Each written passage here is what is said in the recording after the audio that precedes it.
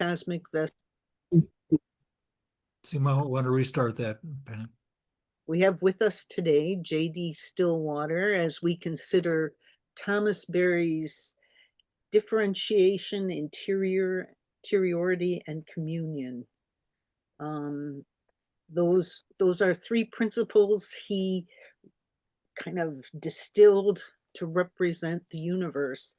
And I will tell you, I God wrestled with him for a couple of years before I said, darn it, I think he's got it.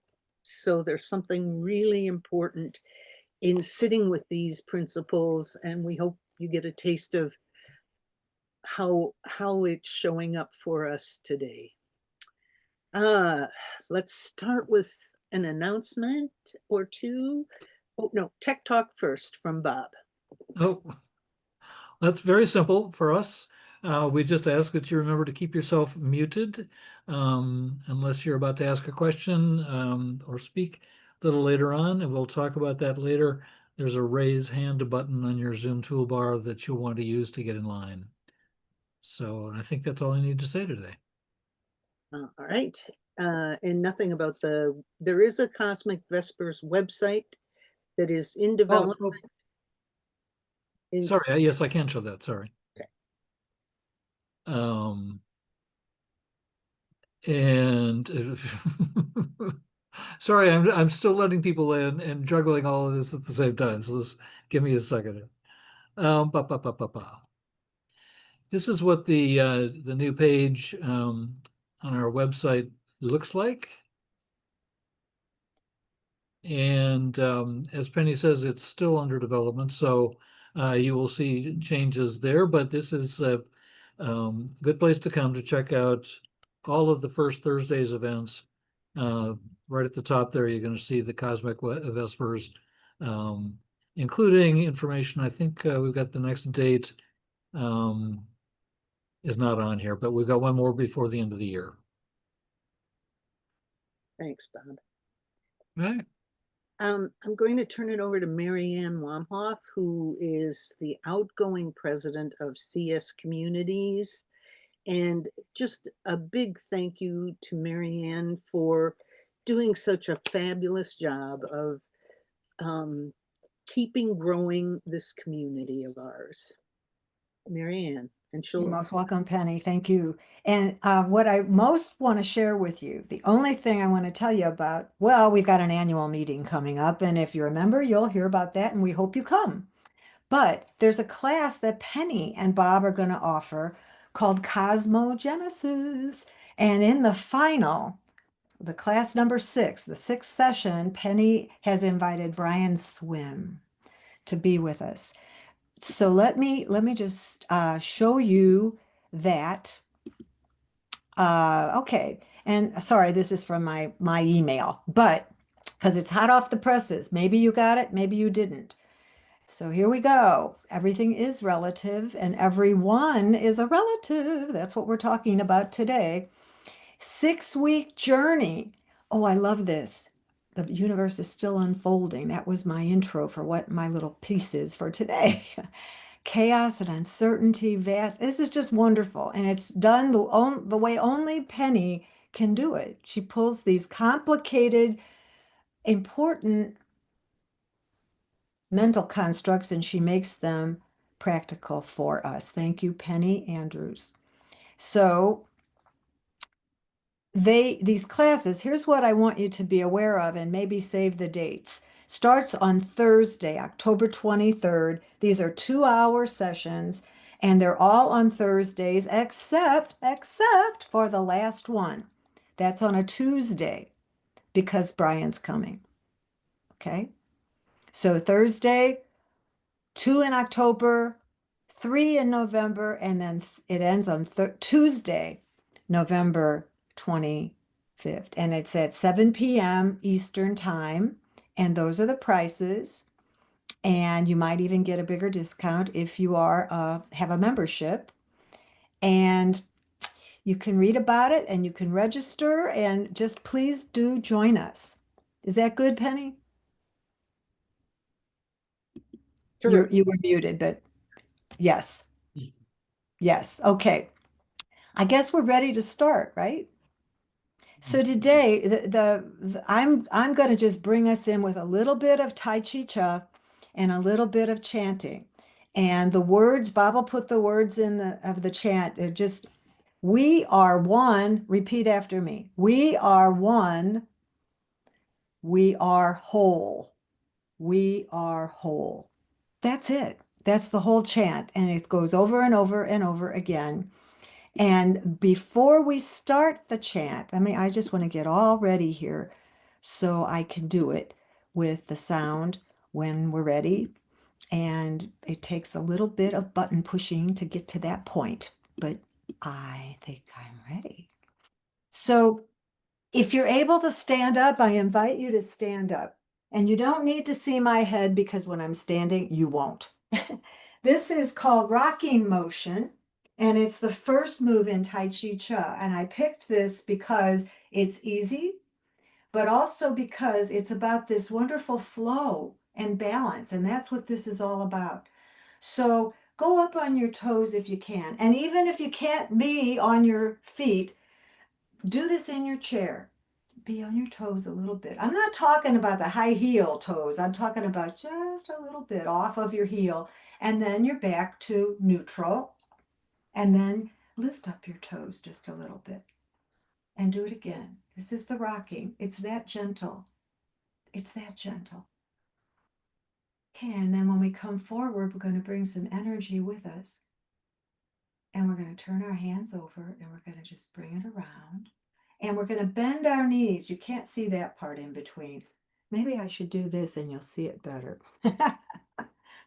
So we're up a little bit. And when we come back down, we're going to bend our knees a little bit. And our hands turn, but our hands are really super, super gentle because they're holding energy, which is hard to hold. Or is it easy to hold? So this is our motion. This is all we're doing. And hopefully we'll get our breath synced with it and our words of the song, the chant, synced with it. And at the very end, we're going to just bring our left heel to our right heel and sink a little bit right here. And your hands are just below your belly button. This is your dantian, your energy center. Some people pronounce it tantien. That's it. It's that simple. And so you keep, here, we're going to get going. Oh. You want to make noise you can because you're not going to hear anything but the chant in just about a minute here.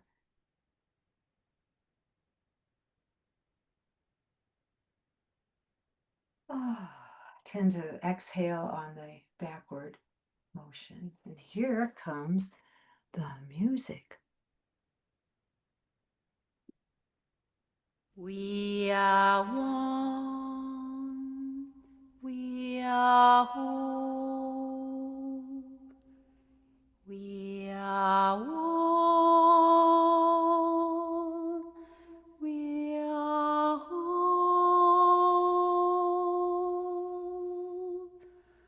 we are one,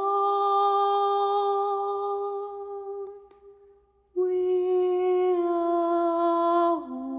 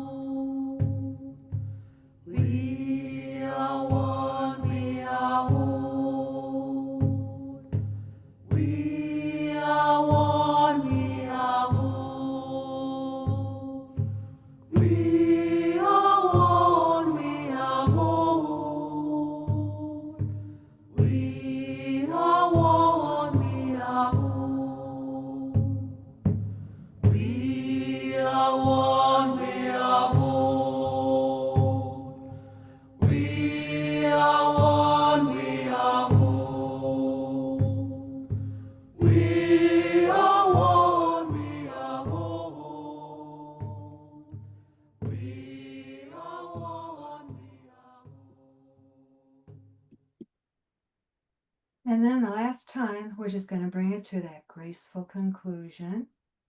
And close your eyes if you won't lose your balance. Take a breath. And when you're ready, just stand up. Now you're ready. Oh, man. Thank you, Marianne. It was beautiful.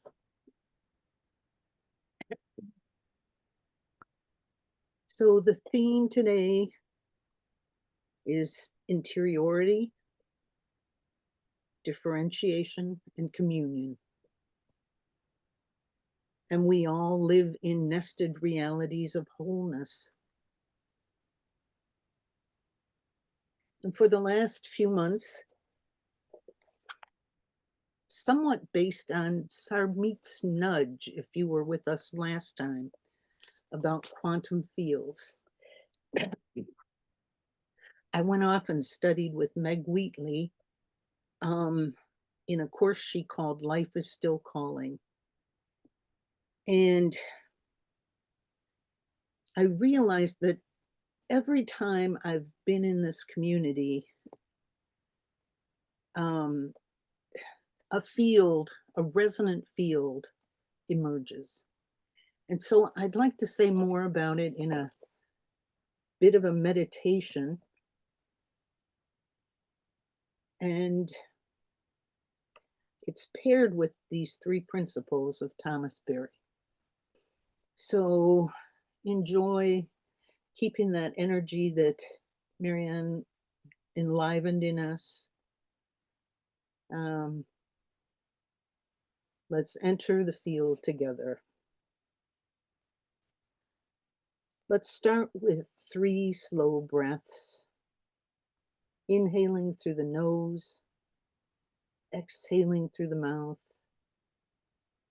in and out.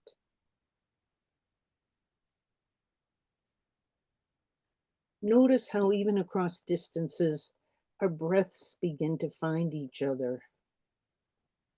This is resonance beginning. Place your hand over your heart. Feel its rhythm, steady, alive. For a moment, just sense your own pulse. Now imagine that each of us carries a unique beat, and together these beats form a larger drum. Not uniform, but interwoven. Feel how your chest softens as you will remember you are not alone in your rhythm.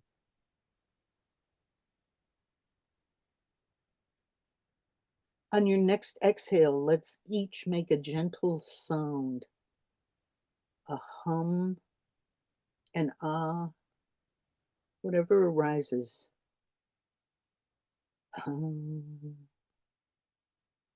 Notice the blending, the weave, and our coherence emerges. That is resonance. Differentiation, interiority, and communion vibrating together.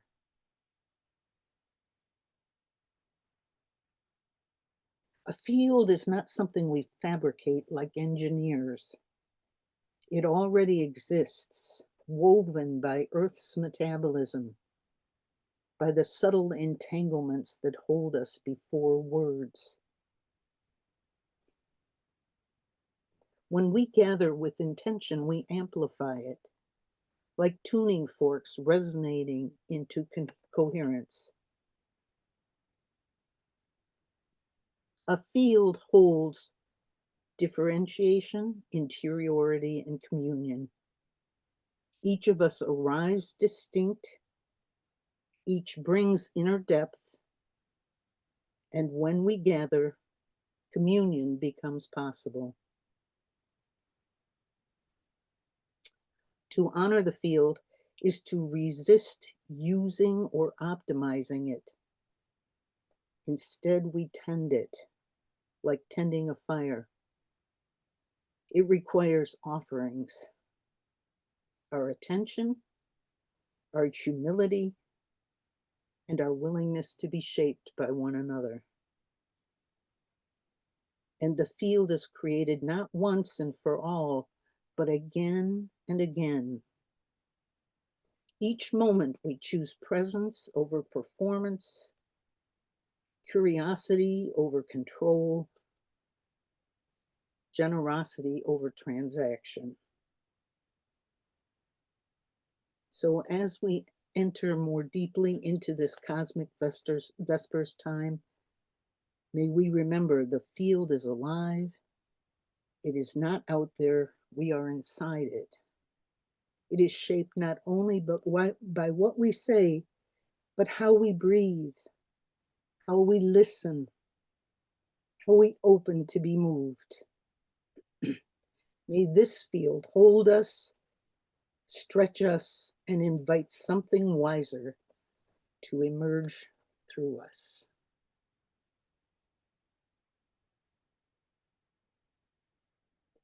Bob, can we go to the video?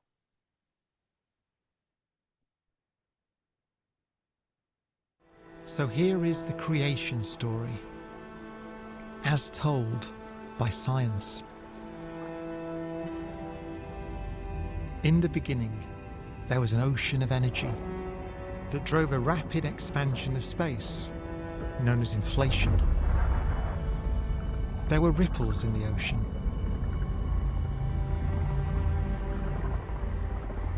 As inflation ended, the ocean of energy was converted into matter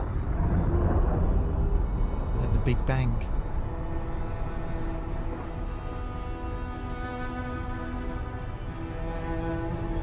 And the pattern of the ripples was imprinted into our universe as regions of slightly different density in the hydrogen and helium gas that formed shortly after the Big Bang.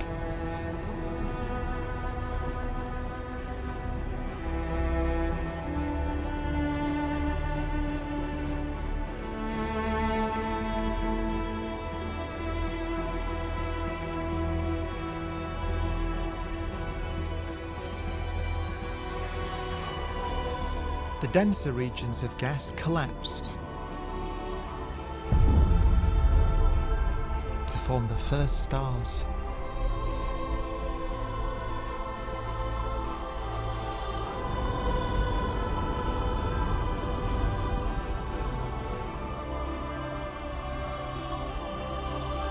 And the first galaxies. And 9 billion years later, a new star formed in the Milky Way, the Sun.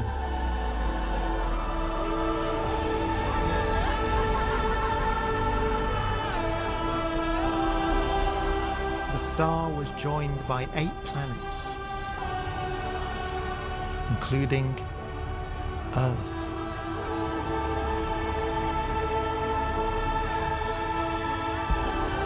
And nearly 13.8 billion years after it all began, we emerged,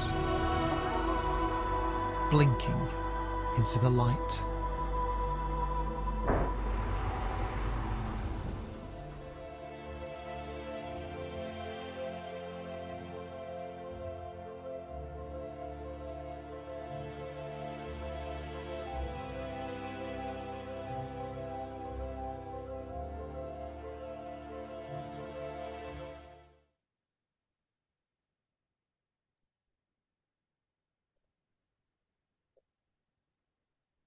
You drink in those images of our origins.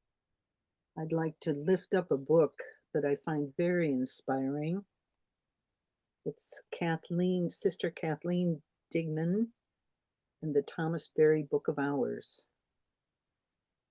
And I'd like to read a canticle that are the words that kind of go with what we just saw. We bear within us the impress of every transformation through which the universe and the planet Earth have passed. The elements out of which Earth and all its living beings are composed were shaped by supernovae. We passed through the period of stardust dispersion, resulting from this implosion-explosion of a first-generation star. We were integral with the attractive forces that brought those particles together in the original shaping of Earth. We felt the gathering of the components of the earthly community and experienced the self-organizing spontaneities within the megamolecules out of which came the earliest manifestations of the life process and the transition to cellular and organic living forms. These same forces that brought forth the genetic codings of all the various species were guiding the movement of life toward its expression in human consciousness. This journey, the sacred journey of the universe, is the personal journey of each individual. We cannot but marvel at this amazing sequence of transformations.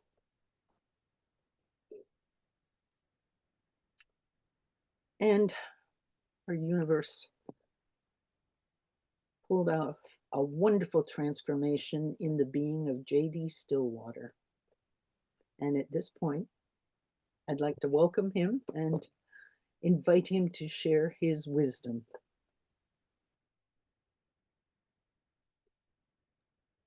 I think I'm now set up. I want to start with just a quote, an excerpt from The Little Prince. Did anyone read that in school or maybe in church school?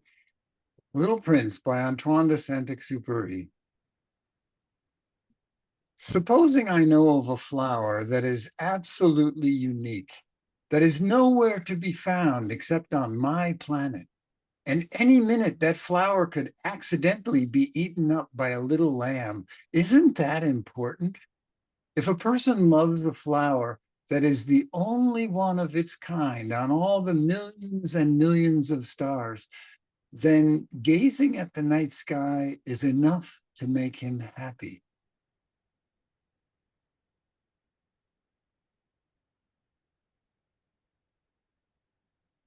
Flowers are the in-your-face sex organs of angiosperm plants.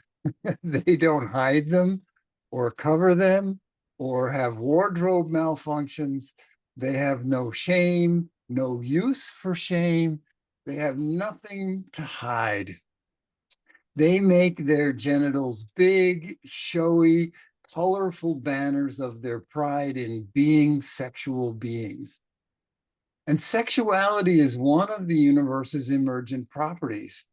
For the first 12 billion years, the universe had no sex. The first sexual reproduction in the known universe happened a little over 1 billion years ago here on Earth, when life itself was already 2.5 billion years old. And it happened in the global ocean that surrounded the supercontinent Rodinia, among a red algae hilariously known as Bangiomorpha pubescens. I might be pronouncing it wrong, but my way is just too much fun.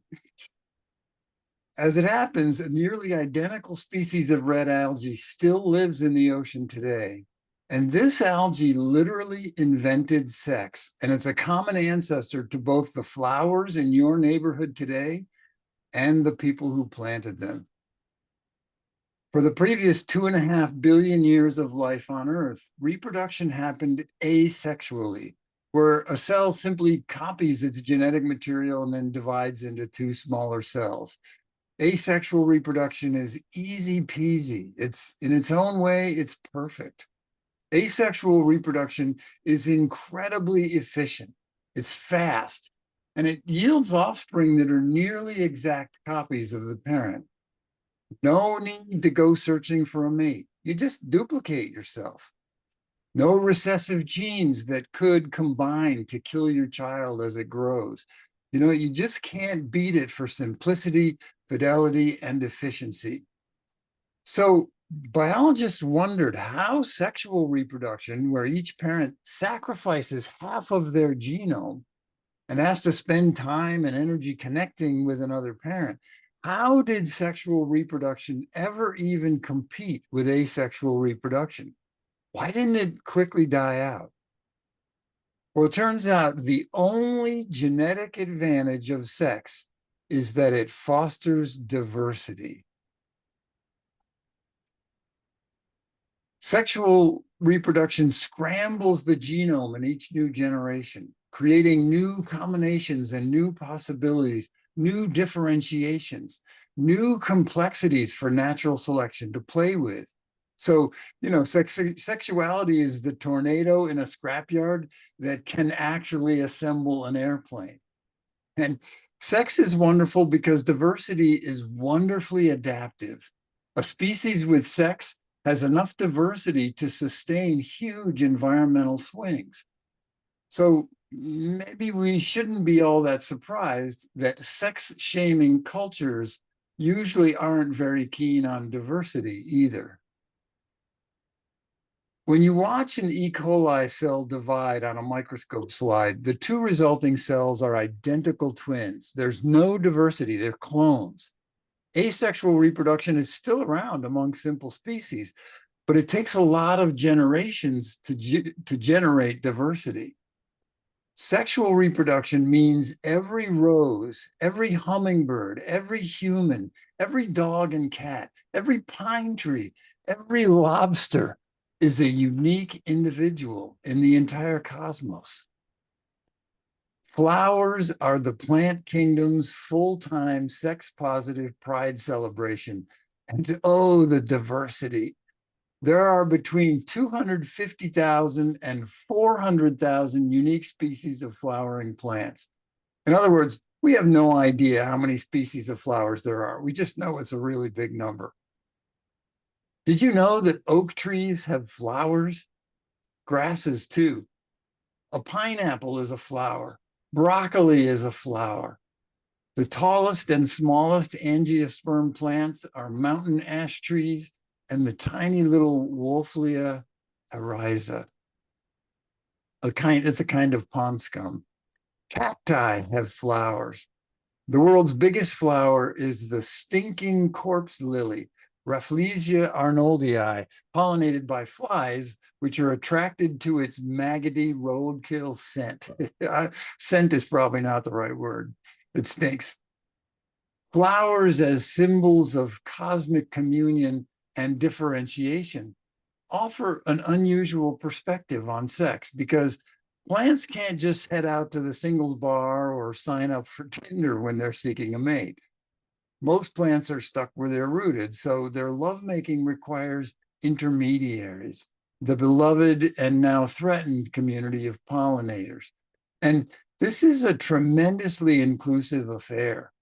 Pollinators include bees, hummingbirds, moths, butterflies, ants, bats, a recently discovered species of frog, and even more recently, Ethiopian wolves who lick nectar from the red-hot poker plant's blossoms, and they get their muzzles covered with pollen before they go to the next plant. So you can think of all this transactionally. You know, the pollinator gets nectar, the plant gets its gametes carried far afield. But I prefer to think of the relationship as a kind of lovemaking, a gesture, a dance, a mutual ecstasy of interspecies generosity. Just watch a honeybee rolling around in a sweet-smelling bath of floral delight and tell me that isn't the height of pleasure and connection. To consummate this three-way relationship, flowers and their pollinators have evolved some pretty surprising strategies. For example, hummingbirds have long beaks for reaching the well-hidden pools of nectar deep inside the elongated flowers that they visit, unwittingly getting pollen on their perfectly shaped beaks, pollen that they then carry to the third party in this interspecies menage a trois, which of course is another flower. It's the birds and the bees, but in living color. The evening primrose is primarily pollinated by the hawk moth, and evening primroses open rapidly at dusk, precisely the time that hawk moths are most active. You know, this happens within seconds.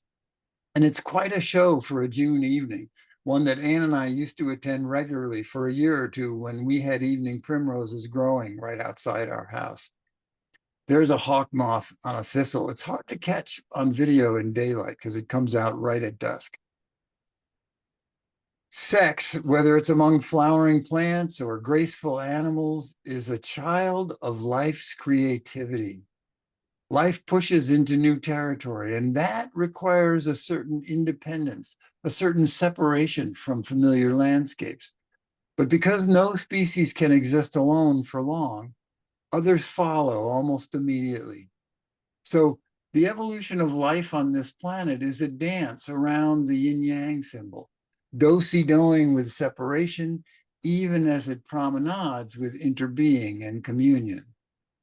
Sexuality and the riot of flowers that populate its PR department. Sex embodies the communion half of that dance and also the differentiation half.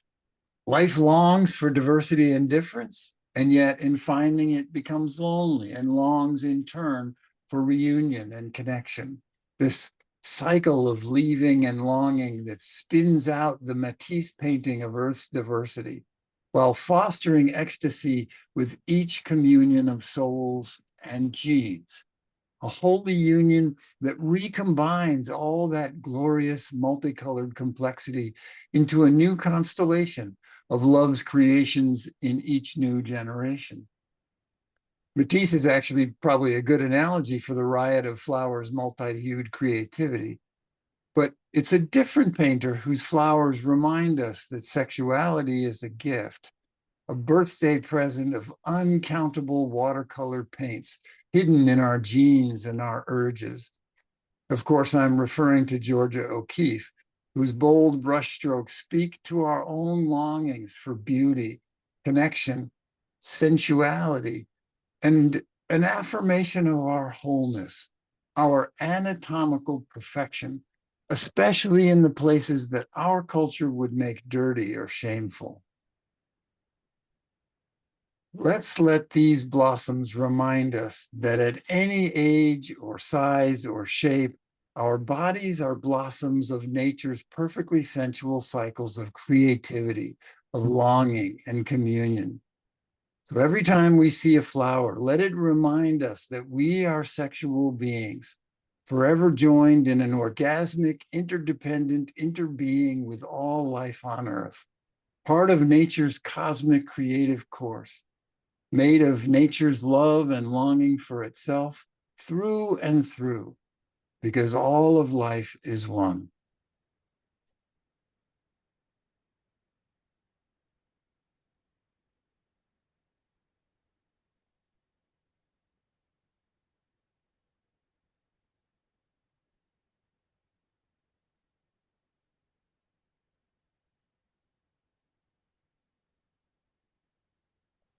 Now, if I can find the stop share button, here it is. Thank you so much, JD. You're And, welcome. and with this, we're going to go into 5 minutes of silence.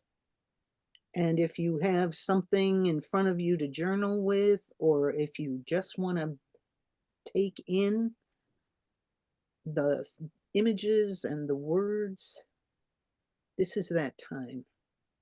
And we'll be back together in 5 minutes for emergent dialogue.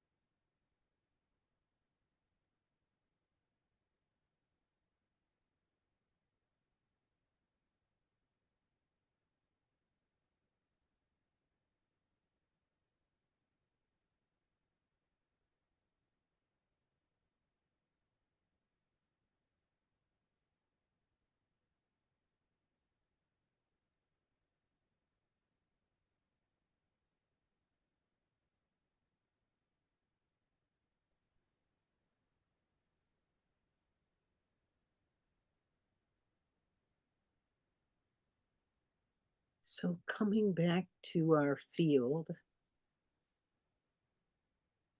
with all those extraordinary images and JD's languaging of lovemaking interspecies. And then before that, the film that showed the unfolding of all that is and all that is emerging. In emergent dialogue, we are inviting our interiority to come forward. And we do this by honoring space between us and silence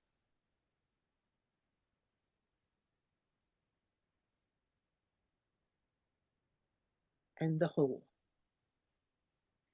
And as you feel moved to speak for the next 10 minutes or so, we invite you to share what is arising. It can be tailored to the idea of interiority, communion, or differentiation, because that covers everything. But whatever is yours to share at this moment, it is invited to the field. If you would like to share, please find the raise hand button on your Zoom toolbar, and we'll be able to get to everybody in sequence.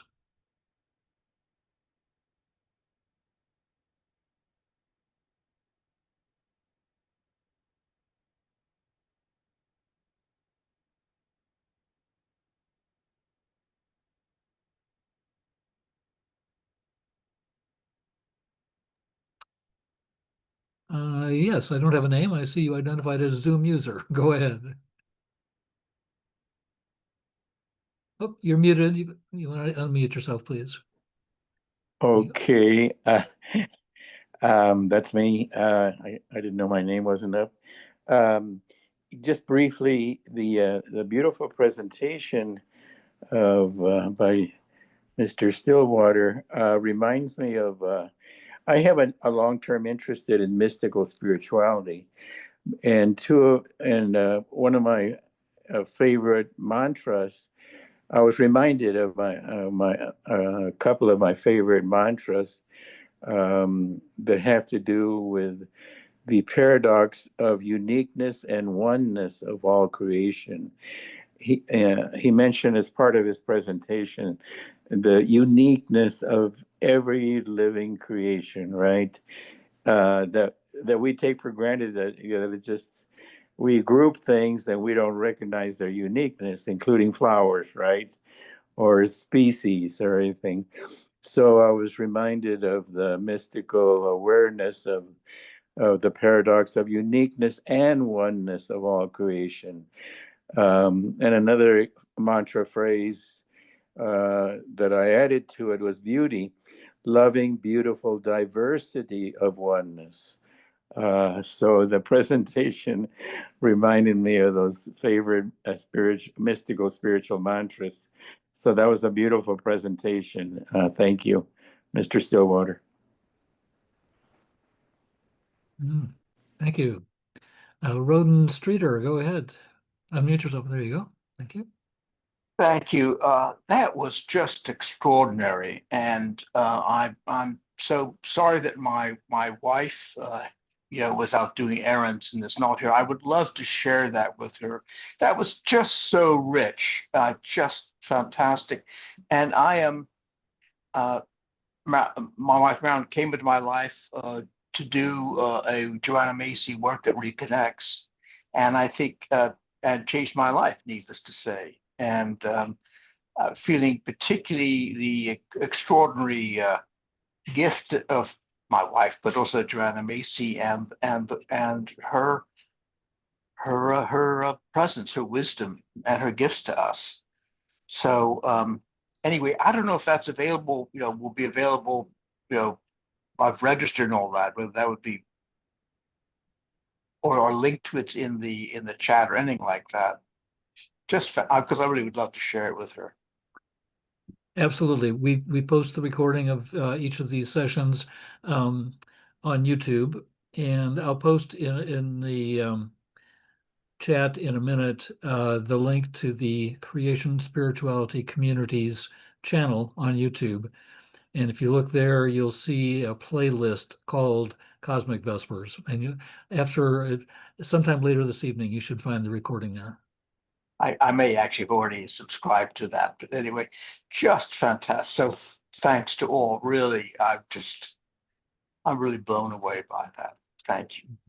What a gift. Nice. Thank you. Carolyn, Millian. Thanks, Bob. Yeah, that was really quite a stunning video. The flowers, just hearing you emphasize so strongly the fact that they are sex organs and the sex in our faces. That whole talk was sex in our faces. And I loved it. And it made me think of orgasms. I mean, why not? And I think I've had more orgasms surrounding roses than anything else. But surely, if nothing else, the flowers render us orgasmic. And so with that, I started thinking about flowers as sex organs and how when we smell, we go to that place. It's orgasmic. And even when we see them. But Penny mentioned earlier our five senses and spirituality going beyond that. And so let's look at all five senses. So then I started thinking about tasting the flowers and how we go to restaurants now, and sometimes the flowers are in our drinks and in our salads. And then feeling the flowers, the soft velvety petals, and then hearing the flowers.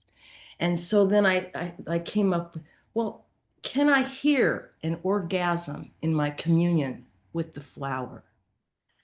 So that's kind of where I ended up, in a place of orgasmic fury using all five senses. Thank you, JD. Nicely said. And I would add just the observation that most of our perfumes that are, designed to bring people together in a romantic way, they're modeled after the smells of flowers.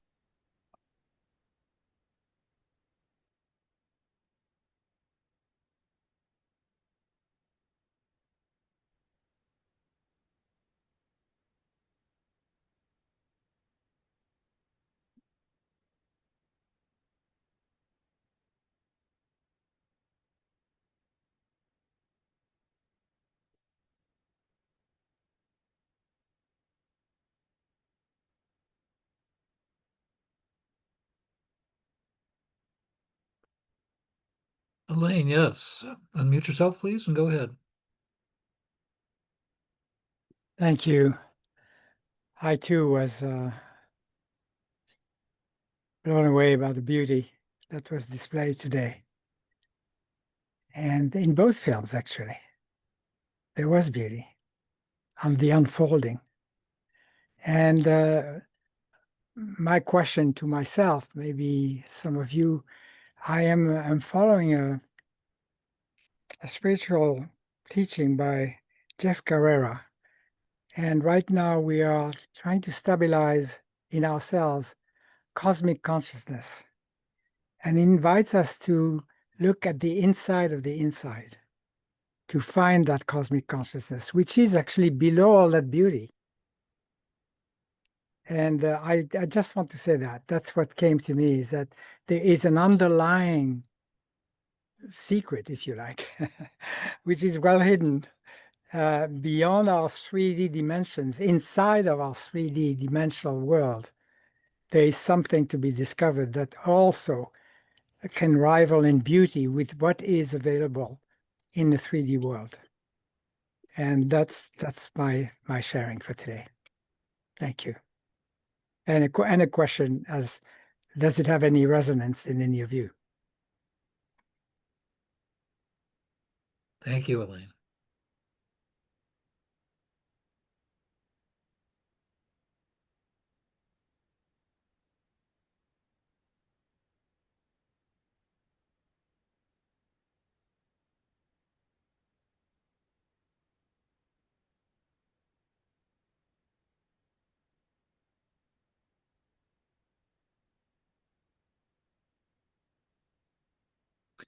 Joyce, yes, unmute yourself, please, and go ahead.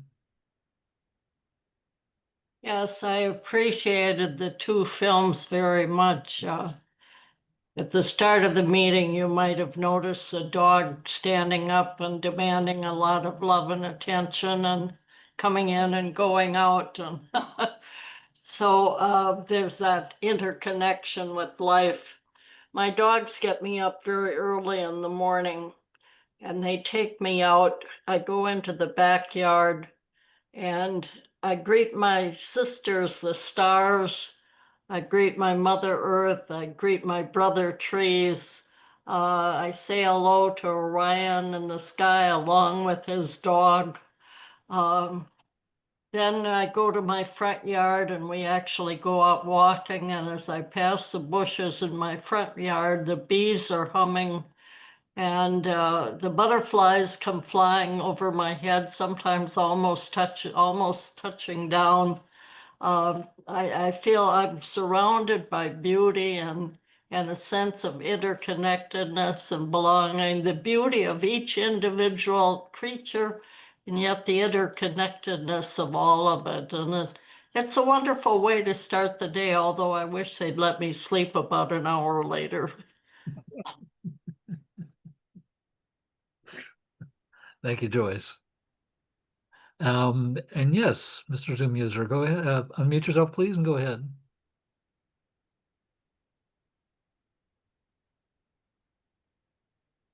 Oh, I just briefly wanted to affirm what Alan just said in the previous lady. What was her name that just spoke? Sorry, I and- forgot. Yeah, the Oh, it was beauty. Joyce, yeah. Joyce, yeah, Joyce and Alan. The beauty, again, back to the uniqueness of each individual creation, and yet the oneness, and also, I'm new to another spirituality called incarnational spirituality that mentions these spiritual dimensions that Alan is talking about.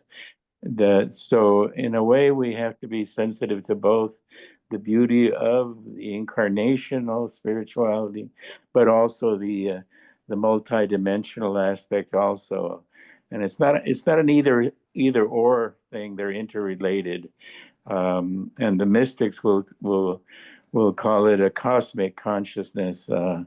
And so we don't leave our humanity and the beauty of the incarnation of Mother Earth, but there are deeper spiritual dimensions also. So both are important in our evolution, a consciousness of both the beauty and the uniqueness of creation, of evolving creation. So thank you for everybody sharing.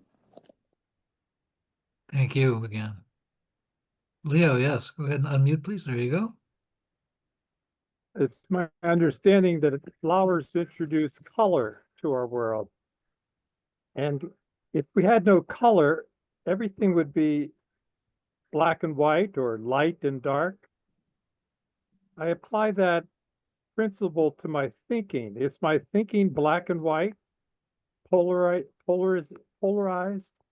or do I think in color like the flowers? So it's a good challenge to become non-dualistic. That's a beautiful comment, Leo. Indeed, yes. Very well said. There are so many examples from what we now know about physical reality that suggest, not just suggest, that clearly demonstrate that it is almost never an either or kind of reality. It's a non-binary reality. Mhm. Thank you all for being here today. JD, once again, thank you for the inspiration and the color and the shape and the differentiation, as well as our communion. And thank you all for bringing your interiority forward in your reflections. do play with Thomas Berry's ideas, because those three principles reduced to three words just are all around us in our morning walks and in the evening sky. And we are such as well. I'd like to turn it over to Bob and invite you to be around on the first Thursday in December for our 9th Cosmic Vespers. All right.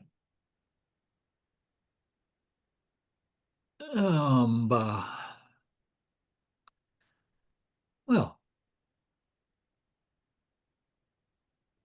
why can I not? All right, I won't bother. Oh, there we go. There we go. It's been that kind of a day. My eyes would not find the right place on the menu. Thanks, Penny. I've really been delighted that today has brought so much of the wisdom of Thomas Berry forward. He's long been a hero of mine. I was first introduced to him somewhere around 25 years ago, and have benefited so much my own worldview, galactic view of creation and who and how we are in this place. One of my favorite stories of his, and I'm sure many of you with us today are also fans of Thomas and may have read some or all of his works. In his book called The Great Work, he tells a story of the meadow across the creek and mentions how much it informed all of his life, actually. He experienced this when he was 12 years old or thereabouts. His family was building a new home outside of town to move to, and when he visited that property, he looked across the back and down to a creek, and across the creek was a gorgeous, colorful, alive meadow. He says, "It was an early afternoon in May when I first looked down over the scene and saw the meadow. The field was covered with lilies rising above the thick grass." My apologies, I could not find a picture of a meadow with lilies, but I think sunflowers are a fine substitute. "A magic moment. This experience gave to my life something, I know not what, that seems to explain my life at a more profound level than almost any other experience I can remember." And I find it intriguing that a particular moment in his youth stuck with him for so long with that kind of impact.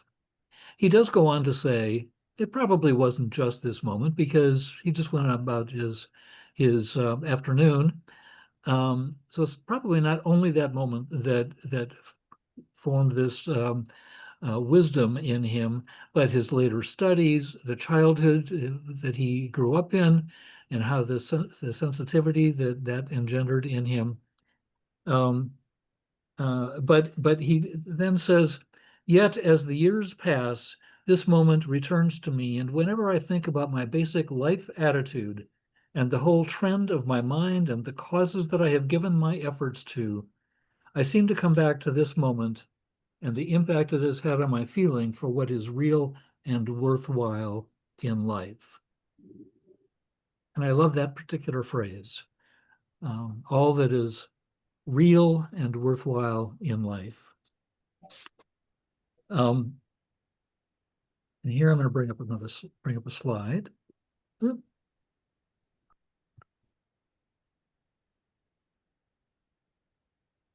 The quote that struck me is this: "Whatever preserves and enhances this meadow in the natural cycles of its transformation is good. What is opposed to this meadow or negates it is not good. My life orientation is that simple. It is also that pervasive.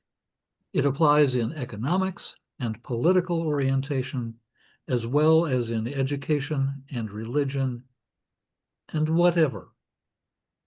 the all-inclusive. He talks about the fact that we are currently living in an industrialized version of life, and how that has distanced us from the universe itself. Talks about all that we have known, all that we knew as earlier societies was through direct connection with the universe. The place that we lived, the water that was nearby, what was healthy for the plants, was a direct source of wisdom and way of life. As an indigenous acquaintance of mine told me years ago when I was studying at York University, he said, you know, you folks, you Westerners, you settlers, in the context in which we were speaking, study life, study the planet, study the universe. Whereas we in our indigenous cultures learn from the water, learn from the earth, learn from the climate. And that subtle difference has always struck me. I thought that's, if we can get back to that, it's going to serve us all very well. And so, oh, and it's connected to that, Thomas talks about the fact that what that does to us is lead us to thinking of the universe as a collection of objects, rather than a communion of subjects. And so while I'm sure this experience, this scene of the meadow can apply to all of the communion, the objectivity, and the interactivity that he refers to, I think that if we can somehow reconnect with that, the wisdom of learning from the universe. So Thomas closes by saying, the proposal has been made that no effective restoration of a viable mode of human presence on the planet will take place until such ritual rapport of the human with the Earth community and the entire functioning of the universe is reestablished on an extensive scale. And so I will just close there with gratitude for Thomas and for all of us on this call tonight, and for all the work that we each do to reestablish this connection with creation and with the universe. Thanks.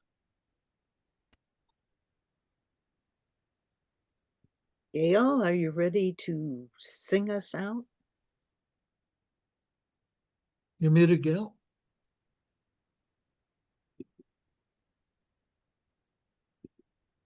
Okay, good. Yeah, do you have the slide up? The music? The music, yeah. Okay, good. Okay, so as we interact with the 3D world and the no D world and try to find our place in what JD has presented to us, here is a song that helps us do that. It's an old favorite song, and Penny being satisfied with her flower garden and this time of year, and me too, we thought this was something appropriate to add. So let's sing it all. You have yourselves muted because it doesn't fit when we all try to sing together. And we'll sing, the words are going to be at the bottom. So sing along and see what it does to your soul.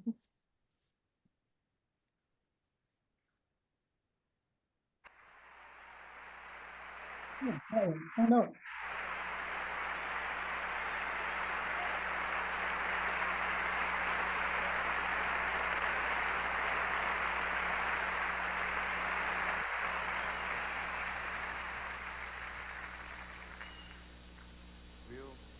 All kinds of songs.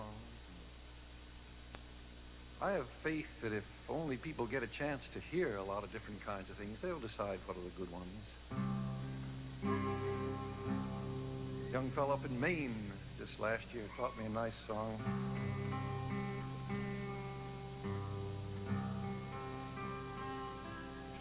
Inch by inch, row by row, gonna make this garden grow. Gonna mulch it deep and low, gonna make it fertile ground. Inch by inch, row by row, please bless these seeds I sow. Please keep them safe below till the rain come tumbling down. Pulling weeds, picking stones, we are made of dreams and bones. Need a spot to call my own, for the time is close at hand. Grain for grain, sun and rain, find my way in nature's chain. Tune my body and my brain to the music of the land. Inch by inch, row by row, gonna make this garden grow. Gonna mulch it deep and low, gonna make it fertile ground. Inch by inch, row by row, please bless these seeds I sow. Please keep them safe below till the rain come tumbling down. Plant your rows short or long, season with a prayer and a song. Mother Earth will make you strong if you give her loving care. Old Crow watches from a tree, God is hungry, eye on me. In my garden I'm as free as that feathered thief up there. Inch by inch, row by row, gonna make this garden grow. Gonna mulch it deep and low, gonna make it fertile ground. Inch by inch, row by row, please bless these seeds I sow. Please keep them safe below till the rain come tumbling down.